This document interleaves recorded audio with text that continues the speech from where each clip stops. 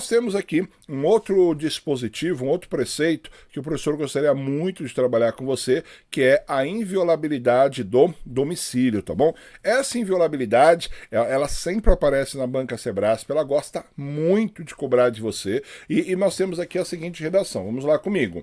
A casa é asilo inviolável do indivíduo. Ninguém nela podendo penetrar sem o consentimento do morador, salvo em caso de flagrante delito, desastre ou para prestar socorro, ou durante o dia por determinação judicial. Então aqui nós temos que a casa é o asilo inviolável do indivíduo. Lembrando a você que quando nós falamos casa aqui, não é o mesmo conceito que você tem no direito civil de residência. Casa é um conceito mais amplo, é um conceito mais abrangente. Então a casa é o local onde eu sou encontrado para responder ou não para os atos da vida civil, o local onde eu permaneço com ânimos definitivos, tá bom? Então você tem ali as pessoas físicas, como eu, como você, que mantemos aí a nossa casa, tá bom? No caso, uma casa fixa, ou não, às vezes por leitura, você pode morar, por exemplo, num trailer ou num motorhome, né? Trailer hoje está estranho, mas é motorhome, né? Hoje o pessoal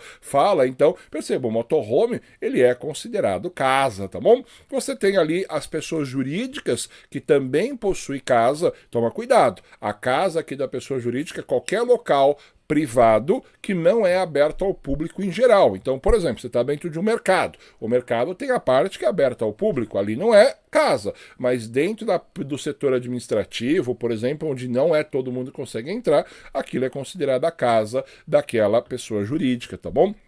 Lembrando aí que nós temos aí um conceito bem amplo de casa, e aqui o STF já decidiu há alguns anos atrás que morador de rua, pessoas moradores de rua, em situações de alta vulnerabilidade, eles podem ter casa, desde que eles fiquem naquele local de forma definitiva ou por um período, tá bom? Então pode ser que o morador de rua venha a ter casa, não é porque ele mora na rua, ele é uma pessoa que tem uma vulnerabilidade social, que ele não pode, porventura, vir a ter casa, tá bom? Inclusive isso foi objeto de debate recentemente pelo STF com as operações da GCM da cidade de São Paulo, lá naquela região central onde São Paulo, onde se chama Cracolândia, tá bom? Onde você teve ali algumas pessoas que eram dependentes químicos, ao que se constavam, e simplesmente a GCM chegava arrancando ali as tendas, o local onde as pessoas estavam, jogando documento fora, simplesmente jogando água nas pessoas.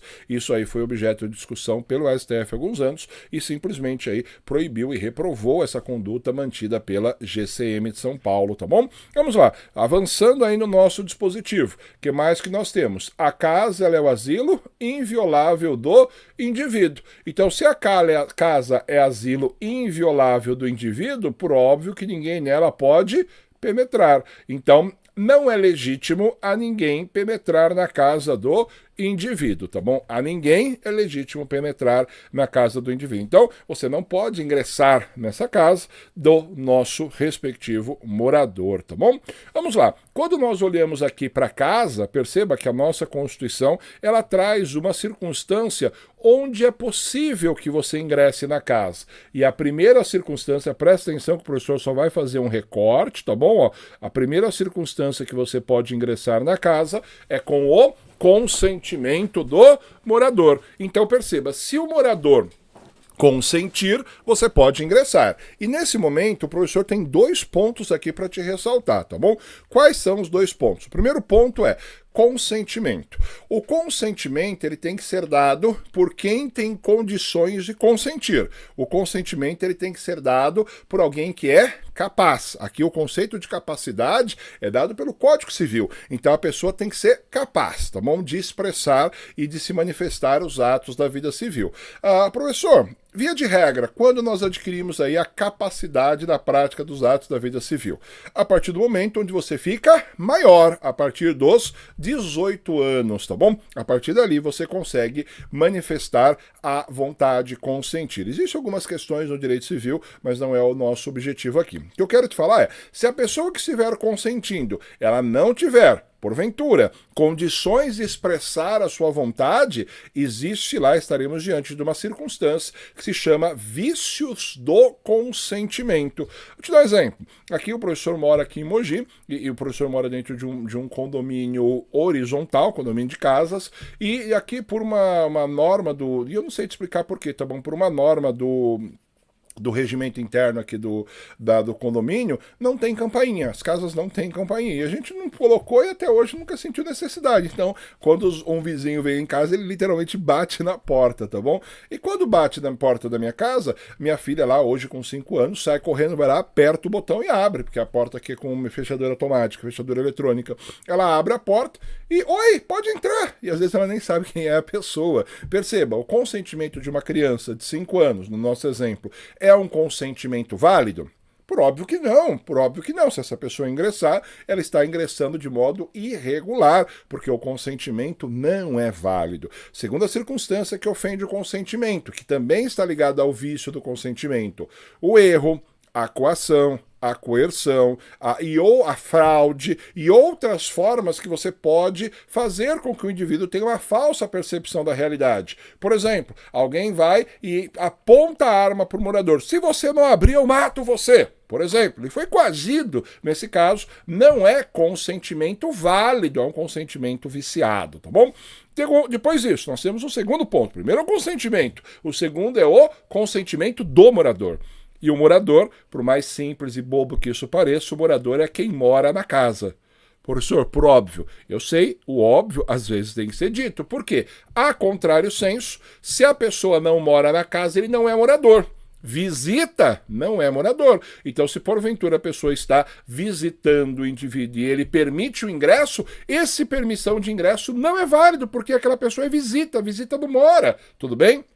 O STF apreciou também, alguns tempos atrás, essa questão, do qual a sogra tinha ido visitar o indivíduo e a sogra, que era a visita, permitiu que a autoridade, que a polícia militar ou a polícia civil ingressasse na casa do indivíduo e foi localizado ali uma quantidade de substância entorpecente. O STF, quando apreciou essa questão, o STF falou: não, o consentimento da sogra não é válido, porque ela não é moradora, ela é visita, então ela não poderia ter permitido o ingresso, tá bom? Então, vício no ingresso da residência. Essa é a primeira forma. Você ingressa com o morador consentindo. Se o morador consentir, quando que você pode ingressar na casa?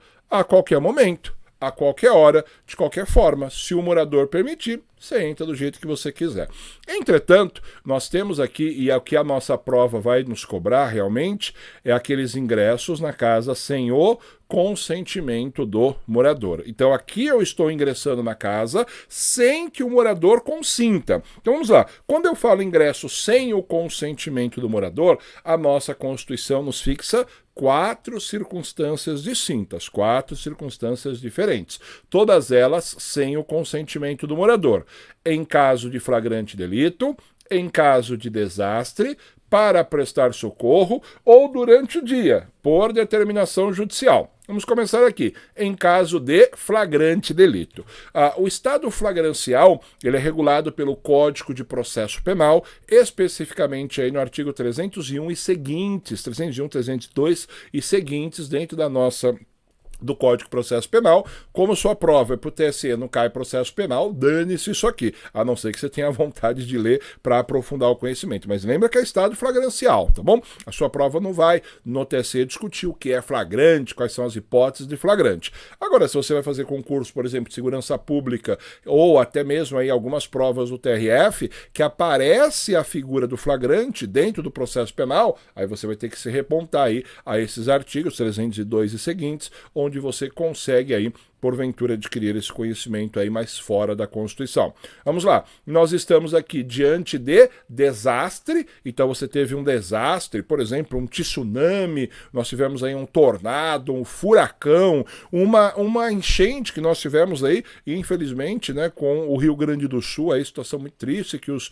gaúchos passaram, não é isso? Mas essa questão, o nosso examinador, ele pode se aproveitar disso aí para te fazer alguma questão, tá bom? Dessa triste circunstância circunstância, ele pode se utilizar para te fazer uma pergunta. Olha, a casa do indivíduo está alagada, eu posso ingressar, por exemplo, aí para prestar socorro ou em caso de desastres, por exemplo, desastres naturais? Em tese sim, e perceba, nesses casos, tanto na circunstância de desastre como para prestar socorro, eu não preciso do consentimento do morador, tá bom? E a nossa última figura aqui, que é a bastante cobrada também na sua prova, é o fato de uma determinação judicial. E você que está estudando aí para uma carreira tribunal, você percebe que o juiz não pede, ele manda. Então ele está mandando você ingressar na casa do indivíduo. Mas perceba, o juiz manda, mas não manda tanto. Por quê? Por que o juiz não manda tanto? Porque ele só manda de dia. Toma cuidado, tá bom? O juiz não manda, ele não vai mandar à noite. Então, caso, porventura, venha acontecer alguma coisa na residência do indivíduo, nós só podemos ingressar aqui durante o dia. E a lei de abuso de autoridade fixa para nós que o dia ele é compreendido das 5 da manhã até as 21 horas, completando aí pela uma posição que ainda não é 100% pacífica, mas 5 da manhã às 21, desde que haja iluminação solar, tá bom? Essa daqui é a nossa estrutura. Então, é possível se ingressar sim na casa do indivíduo, levando em consideração todos esses fatores. Perceba, um texto simples, ali no nosso slide aqui, ó, 4 linhas, mas olha a profundidade de conhecimento que é exigido de você para responder a apenas uma pergunta, tá bom? Vamos lá, olha que interessante aqui também, questão Sebrasp, tá bom? Acabou de ser cobrada aqui, ó, essa pergunta. A Constituição Federal dispensa o mandado judicial para o ingresso forçado em residência em caso de flagrante delito, mesmo durante o período noturno. E percebe que, na verdade, o problema da questão não é um problema técnico-jurídico, mas é um problema de interpretação. Dispensa o mandato significa dizer que você não precisa dele, tá bom? Você não precisa do mandato judicial. Vamos lá, ó. A Constituição Federal diz que não precisa do mandado judicial para ingresso forçado em residência em caso de flagrante delito, mesmo durante o período noturno. E isso aqui está, adivinha, isso aqui está, pararam, vamos ver a nossa resposta, isso aqui está correto, tá bom? Bastante cuidado aqui, ó. Nós temos 4 hipóteses que a nossa Constituição permite o ingresso na casa. O primeiro é flagrante delito, o segundo é desastre, o terceiro é para prestar socorro e o quarto é por determinação judicial. As 3 primeiras, flagrante, desastre e prestar socorro, eu não preciso de ordem judicial e eu posso ingressar a qualquer dia e a qualquer hora, a qualquer momento, a qualquer circunstância, tá bom? Não tem necessariamente aí a exigência do indivíduo de ingressar nesse ou naquele horário, tá bom? Então a nossa questão aqui, ela está errada, tá bom? Bacana?